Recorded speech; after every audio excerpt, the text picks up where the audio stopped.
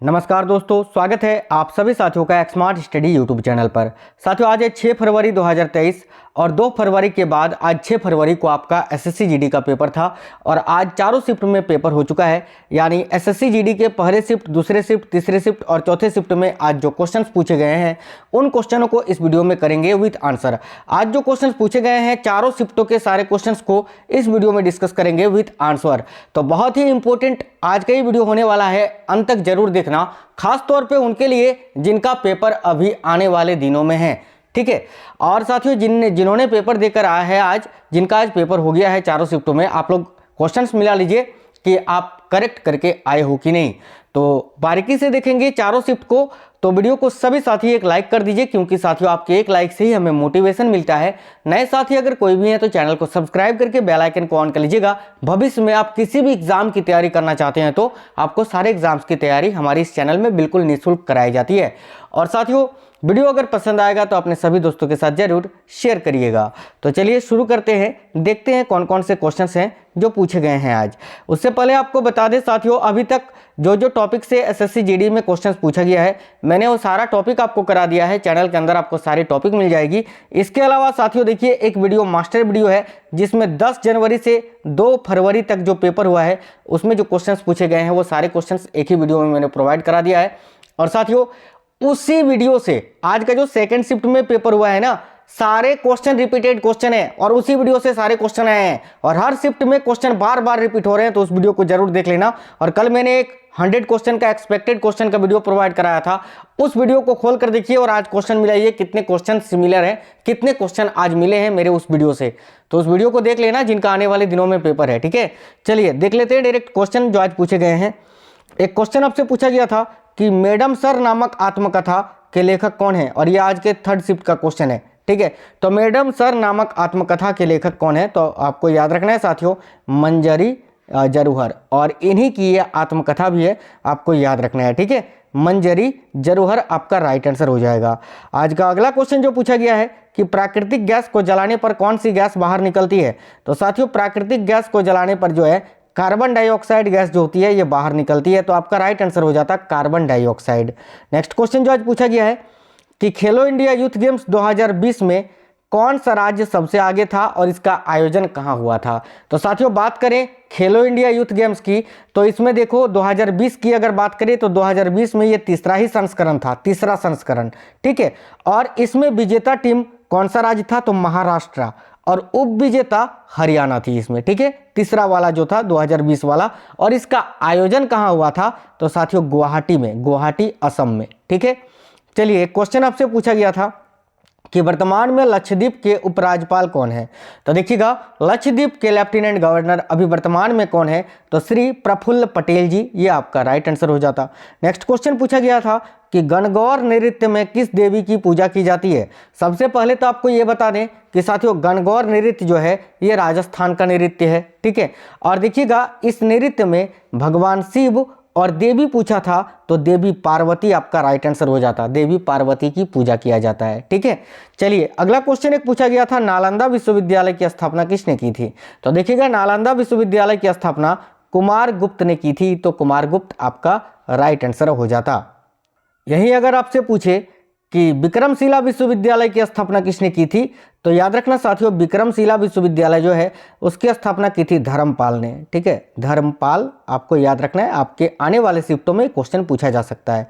एक क्वेश्चन पूछा गया था कि क्षेत्रफल की दृष्टि से सबसे छोटा केंद्र शासित प्रदेश कौन सा है, तो देखिए क्षेत्रफल की दृष्टि से सबसे छोटा केंद्र शासित प्रदेश है साथियों लक्षद्वीप। और अगर आपसे राज्य पूछे तो क्षेत्रफल की दृष्टि से सबसे छोटा राज्य है गोवा, याद रखना। ठीक है, एक क्वेश्चन आपसे पूछा गया था अल नीनो किस प्रकार की जलधारा है। देखिए ये क्वेश्चन मुझे सही से मिल नहीं पाया है। अगर आप लोग आज तीसरे शिफ्ट में कोई भी ऐसे स्टूडेंट जो इस वीडियो को देख रहे हैं जो आज तीसरे शिफ्ट में पेपर देकर आए हैं, तो आप कमेंट बॉक्स में कमेंट करके बता देना कि ये क्वेश्चन कैसा था। अगर आपसे क्वेश्चन ऐसा पूछा था कि अल नीनो किस प्रकार की जलधारा है, तो आपका राइट आंसर हो जाता गर्म जलधारा। ठीक है, एक क्वेश्चन पूछा गया था कमल का पर्यायवाची शब्द क्या होता है, तो देखिएगा ऑप्शन में ये इनमें से कोई भी आपका हो सकता है, लेकिन आज आपके ऑप्शन में पंकज था तो ये आपका राइट आंसर हो जाता।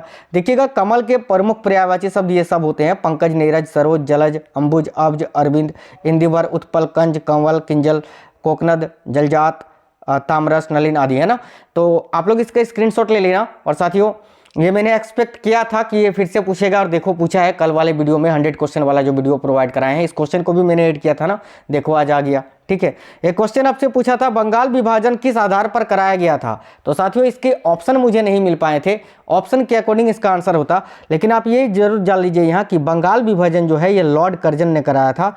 लॉर्ड कर्जन ने कराया था कब? तो साथियों 1905 में, और ये रद्द हो गया था 1911 में। ठीक है, अब ये किस कारण से हुआ था, ये ऑप्शन के अकॉर्डिंग बनता आपका, ऑप्शन क्या क्या थे उस बेस पे इसका आंसर हो जाता।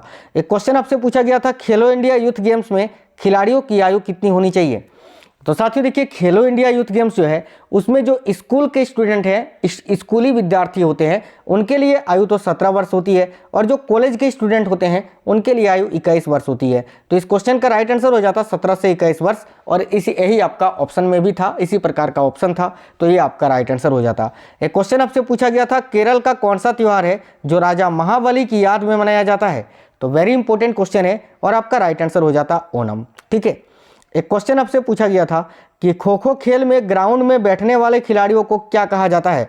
तो ध्यान देना यहाँ पर साथियों, तो खो खो खेल जो होता है इसमें कुल खिलाड़ियों की संख्या 9 होती है, और देखिए खो खो खेल में ग्राउंड में जो बैठने वाले खिलाड़ी होते हैं उनको मेजर कहते हैं, और जो भागने वाले खिलाड़ी होते हैं उनको रनर कहते हैं। तो आज आपसे पूछा गया था ग्राउंड में बैठने वाले खिलाड़ियों को क्या कहते हैं, तो मेजर आपका राइट आंसर हो जाता। अगर आपसे कल पूछे कि भागने वाले खिलाड़ी को क्या कहते हैं, तो रनर आपका राइट आंसर होगा, याद रखना।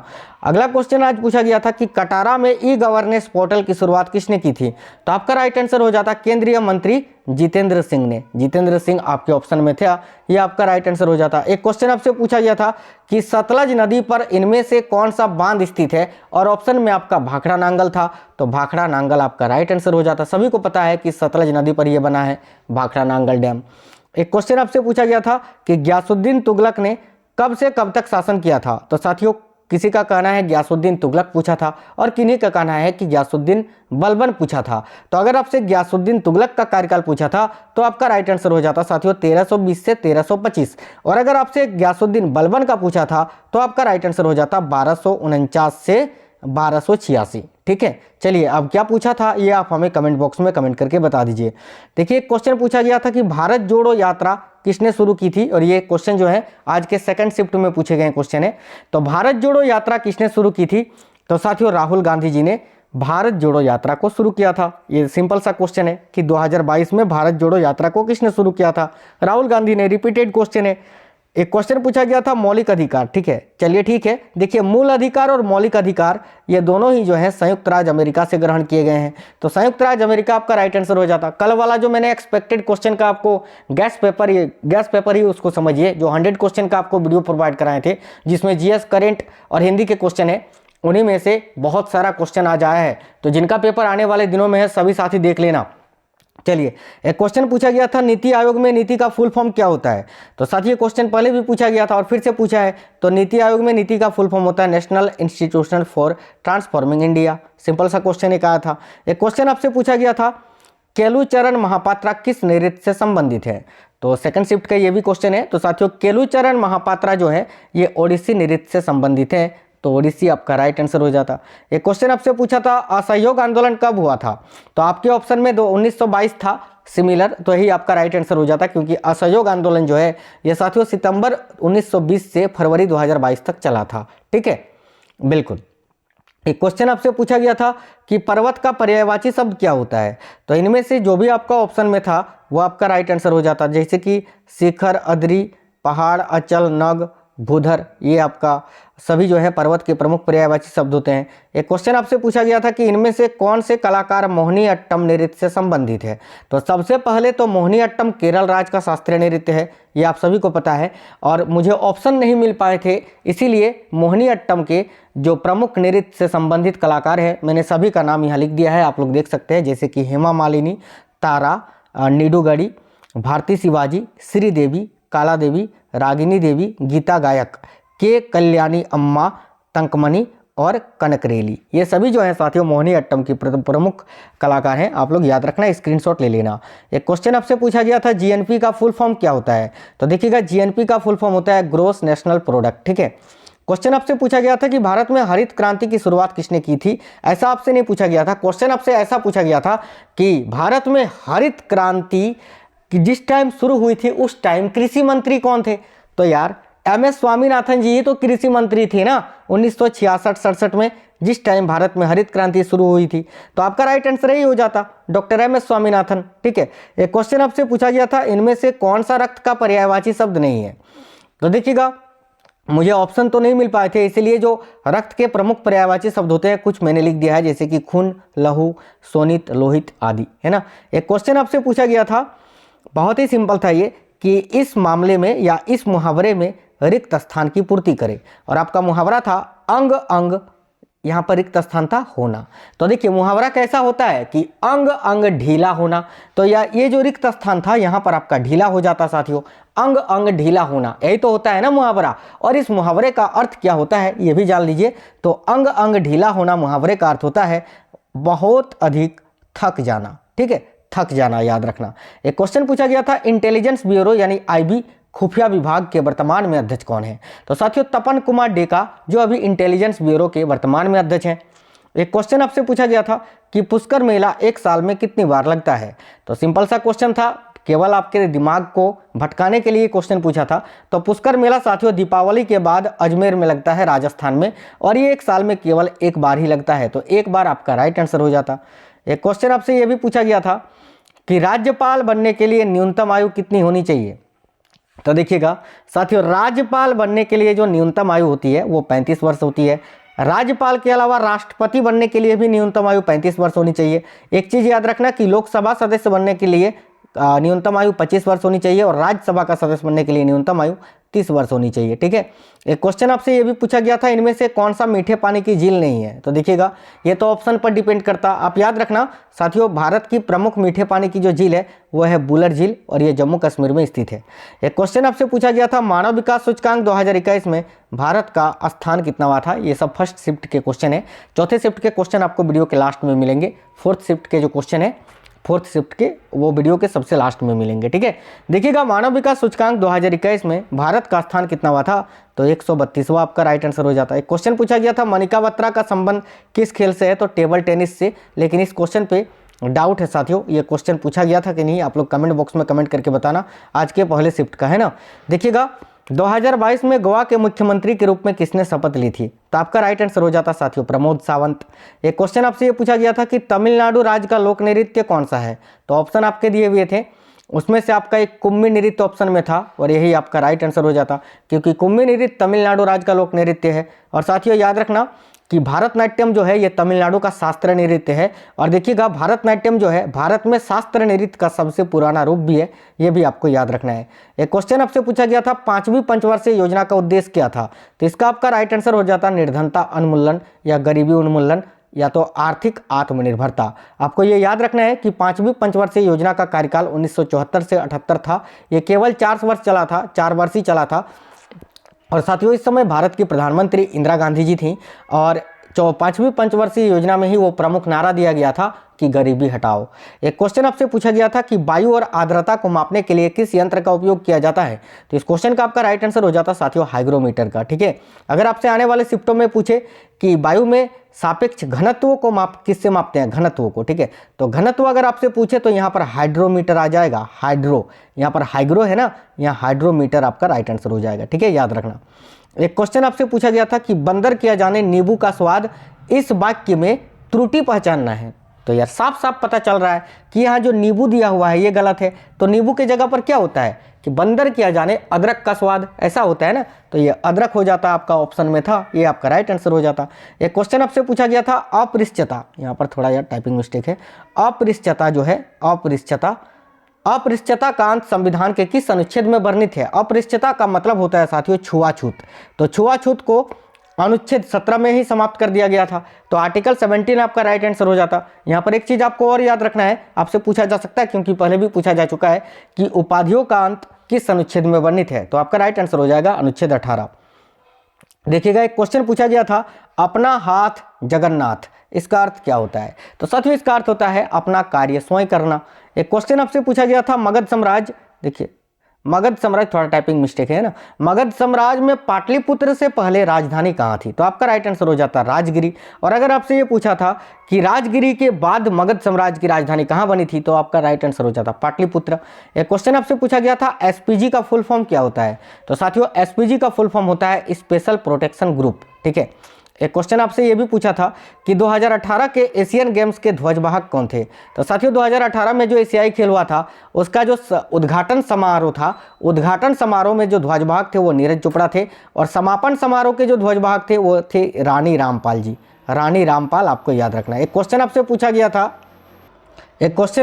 गया था कि झावेरी किस नृत्य से संबंधित है? और साथियों कल जो मैंने 100 क्वेश्चन वाला एक्सपेक्टेड क्वेश्चन का वीडियो दिया है उसमें मैंने इस क्वेश्चन को ऐड किया है। अगर आप लोग आज उस वीडियो को देख कर गए थे ना तो तहलका मचा दिए होंगे। और जिनका पेपर अभी आने वाले 7 तारीख, 8 तारीख, 9 तारीख और 13 फरवरी को है, आप लोग सभी देख लेना उस वीडियो को, उससे बहुत सारा क्वेश्चन आपके एग्जाम में फंसेगा साथियों। देखिए झावेरी बहने जो हैं ये साथियों मणिपुरी नृत्य से संबंधित है, तो आपका मणिपुरी यहाँ राइट आंसर हो जाता, याद रखना। ठीक है। नेक्स्ट क्वेश्चन एक पूछा गया था कि इनमें से कौन सा पास का पर्यायवाची शब्द नहीं है? तो देखिए पास के प्रमुख पर्यायवाची शब्द होते हैं बगल, निकट, करीब, समीप, निकट, नज़दीक, स्थायी, ठाई, जगह आदि, है ना। आप लोग स्क्रीनशॉट ले लेना। इनमें से जो आपके ऑप्शन थे वो तो ठीक था, एक कोई नहीं था, वो आपका राइट आंसर हो जाता साथियों। ठीक है साथियों, आज के 4th शिफ्ट में पूछे गए कुछ क्वेश्चंस मिले हैं वो भी देख लेते हैं। तो देखिएगा दुनिया का सबसे बड़ा लोकतंत्र वाला देश कौन सा है? आज के 4थे शिफ्ट में आया हुआ क्वेश्चन है 4th शिफ्ट में। ठीक है। तो साथियों दुनिया का सबसे बड़ा लोकतंत्र वाला देश है अपना भारत, तो यहाँ पे आपका राइट आंसर हो जाता भारत। एक क्वेश्चन आपसे पूछा गया है कि महाराष्ट्र विधानसभा के नए स्पीकर कौन बने हैं? तो सिंपल सा क्वेश्चन था। तो महाराष्ट्र विधानसभा के नए स्पीकर अभी राहुल नार्वेकर जी बने हैं ना, तो राहुल नार्वेकर आपका इस क्वेश्चन का राइट आंसर हो जाता। ठीक है। एक कोई महाराष्ट्र के विधानसभा उपचुनाव का भी क्वेश्चन आया था, मुझे क्वेश्चन पूरी तरह से मिल नहीं पाया। अगर आप लोग कोई भी 4th शिफ्ट में पेपर देकर आए हैं तो आज जितने क्वेश्चन आपको याद है साथियों कमेंट बॉक्स में कमेंट करके बता दीजिए, क्योंकि आज 4थे शिफ्ट के बहुत ही कम क्वेश्चन मुझे मिल पाए हैं। और आप लोग कमेंट कर दोगे तो मैं कल जो पहला शिफ्ट वाला पेपर होगा ना, पहले शिफ्ट का जो पेपर का एनालाइज करेंगे उसमें कल जो है 4थी शिफ्ट के क्वेश्चंस को भी ऐड करके आपको बता देंगे। एक क्वेश्चन आपसे पूछा गया था कि कारगम लोक नृत्य भारत के किस राज्य से संबंधित है?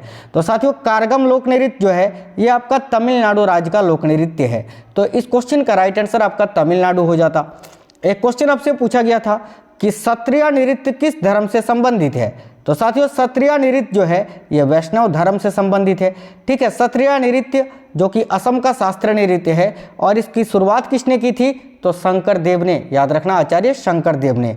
एक क्वेश्चन आपसे पूछा गया था कि राष्ट्रपति बनने के लिए न्यूनतम आयु कितनी होनी चाहिए? तो देखिएगा आज ही मैंने आपको बताया था, जिस टाइम आज पहले शिफ्ट में क्वेश्चन पूछा गया था या सेकंड शिफ्ट में शायद पूछा था कि राज्यपाल बनने के लिए न्यूनतम आयु कितनी होनी चाहिए, उसी टाइम मैंने आपको बताया था कि 35 वर्ष राष्ट्रपति के लिए भी और राज्यपाल के लिए भी 35 वर्ष। याद रखना लोकसभा सदस्य के लिए 25 वर्ष और राज्यसभा सदस्य के लिए 30 वर्ष। ठीक है। एक क्वेश्चन पूछा गया था साथियों इनमें से कौन सा खाद्य फसल नहीं है? तो इसका मुझे ऑप्शन नहीं मिल पाए हैं। ऑप्शन के अकॉर्डिंग पूछा गया था, बिल्कुल सिंपल था यार, सिंपल ही था। एक क्वेश्चन पूछा गया था कि रबर की खेती किस वायु में, है ना, किस वायु में नहीं होती है? तो इसका भी ऑप्शन मुझे और क्वेश्चन सही से मिल नहीं पाया है। साथियों आज के जो 4थे शिफ्ट के क्वेश्चन है, जो सारे क्वेश्चंस कल मैं आपको पहले शिफ्ट का जो वीडियो आएगा उसी में ऐड करके करवा दूंगा, तो उस वीडियो को जरूर देख लेना आप लोग 4थे शिफ्ट वाले। और अगर आप लोग 4थे शिफ्ट में आज पेपर देकर आए हैं साथियों और आपको क्वेश्चन याद है तो वीडियो के नीचे कमेंट बॉक्स में कमेंट कर दीजिए। तो साथियों ये वीडियो आपको कैसा लगा है आप हमें कमेंट बॉक्स में कमेंट करके बता दीजिए। जिनका पेपर अभी आने वाले दिनों में है, जाइए सबसे पहले कल जो 100 क्वेश्चन वाला वीडियो आपको प्रोवाइड कराए थे, जिसमें 6, 7, 8, 9 और 13 तारीख के लिए इंपॉर्टेंट क्वेश्चन है, सभी देख लीजिएगा, उस वीडियो को देख लेना। और साथियों एक वीडियो आपको और मिल जाएगा चैनल के अंदर, जिसमें 10 जनवरी से लेकर 2 फरवरी तक का सारा क्वेश्चंस एक ही वीडियो में करा दिए हैं, जो क्वेश्चंस पूछे गए हैं उस वीडियो को भी देख लेना। और चैनल के अंदर बहुत सारे टॉपिक्स मैंने करा दिया है, जो टॉपिक से अभी तक एसएससी जीडी एग्जाम में क्वेश्चन पूछा जा चुका है, तो आप लोग उन वीडियोज़ को भी देख लेना। आपका क्वेश्चन उनसे बाहर नहीं पूछेगा, सारा क्वेश्चन अभी तक रिकॉर्ड है कि सारे क्वेश्चन जो मैंने टॉपिक कराए हैं उन्हीं टॉपिक में से आपका आया है। तो चलिए लाइक जरूर कर देना साथियों, शेयर करना वीडियो को अपने सभी दोस्तों के साथ, और नए लोग जितने भी है चैनल को सब्सक्राइब कर लीजिएगा, बेल आइकन को ऑन कर लेना। मिलेंगे नेक्स्ट वीडियो में, तब तक स्वस्थ रहें। जय हिंद साथियों, वंदे मातरम।